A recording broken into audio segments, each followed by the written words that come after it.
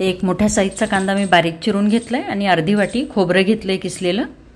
कांदा जर लहान साईजचा असेल तर 2 कांदे वापरायचे आणि अगदीच मोठा असेल तर 1 कांदा आणि अर्धी वाटी खोबरं। आता हे मी तव्यावर थोडंसं तेल घालून दोन्ही भाजून घेतलंय। आता हे बारीक करून घ्यायचे। मी मिक्सरच्या पॉटमध्ये अगोदर खोबरं घालून घेते, एकदा फिरवून घेतलंय आणि आता यात कांदा घालून घ्यायचा आहे भाजलेला।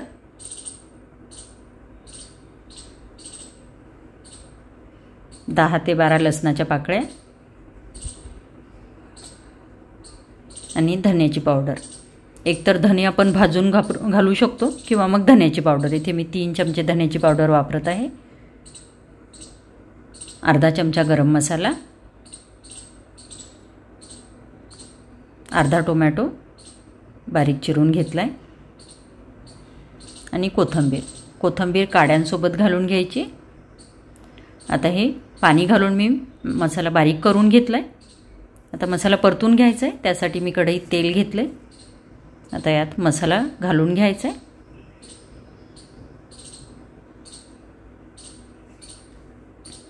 आता हा परतून घ्यायचा आहे। मसाला परतत असतानाच त्यात थोडीशी हळद, चवीनुसार तिखट, इथे मी 1.5 चमचा तिखट वापरत आहे।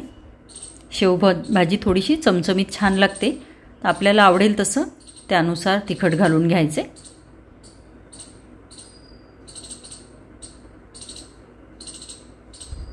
एक कढीपत्त्याची काडी घेतली आहे, त्याचे पानं काढून घ्यायचे आणि हातानेच थोडेसे तोडून ते मसाल्यात परतायला घालायचे। आता मसाला तेल सुटेपर्यंत परतून घ्यायचा आहे। 7 ते 8 मिनिट लागतील मसाला परतण्यासाठी। मसाला अगदी व्यवस्थित परतून घ्यायचा। आता मसाला परतून झालाय, रंग बघू शकता चेंज झालेला आणि मसाल्याने तेलही सोडले। आता मी यात मिक्सरच्या पॉटमध्ये ज्यात मसाला बारीक केला होता त्यात थोडंसं पाणी घालून घेतलं आणि तेही या ग्रेव्हीत घालून घ्यायचे आणि आता गरजेनुसार गरम पाणी यात घालून घ्यायचे। भाजीमध्ये नेहमीच मसाल्याच्या भाजीत आपण पाणी घालताना पाणी अगोदर गरम करून घ्यायचं आणि मगच घालायचं। आता रश्श्याची कन्सिस्टन्सी ही आहे, उकळल्यानंतर तो आणखी घट्ट येईल।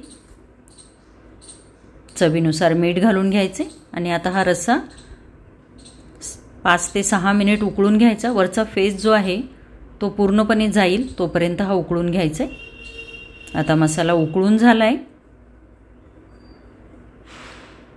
ग्रेव्ही बिलकुल तयार आहे। आता सर्व करते वेळेस आपल्याला ही गरम ग्रेव्ही याची कन्सिस्टन्सी बघू शकता। आता सर्व करताना आपल्याला वाटीत अगोदर शेव घालून घ्यायची आणि त्यावरती गरम ग्रेव्ही घालून घ्यायची, म्हणजे रस्सा घालून घ्यायचा आहे गरम आणि हा असा सर्व करायचा आहे।